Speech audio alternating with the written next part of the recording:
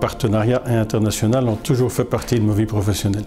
J'ai appris ici qu'il y avait 3 conditions pour réussir à faire ce genre de choses. La première, c'est d'être capable d'écouter les gens qu'on va rencontrer et de comprendre ce dont ils ont besoin. La deuxième, c'est d'établir un climat de confiance dans lequel on peut vraiment échanger et sur lequel chaque partenaire se trouve en sécurité. Et la troisième chose, ça va être d'avoir un langage direct et d'oser, dans ce climat de confiance, se dire les choses en face à face. Au départ, j'étais informaticien.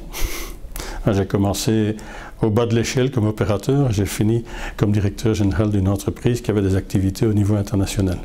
Après ça, j'ai créé ma propre société, qui était une société de recrutement. Alors cette société de recrutement a évolué d'une société locale, est devenue une société internationale, et surtout travaillé en Europe et aux États-Unis.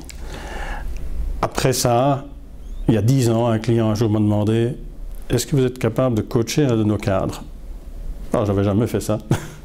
Mais j'ai relevé le défi et j'ai appris en même temps qu'il fallait faire une sérieuse formation qui maintenant est consacrée par le fait que j'ai reçu la certification Professional Certified Coach de la Fédération internationale de coaching. Alors, le rôle de coach, ça va être d'apporter un regard bienveillant mais sans complaisance sur les activités de votre entreprise dans le cadre de l'exportation. Alors, on va regarder deux grandes facettes. La première facette, c'est la facette opérationnelle.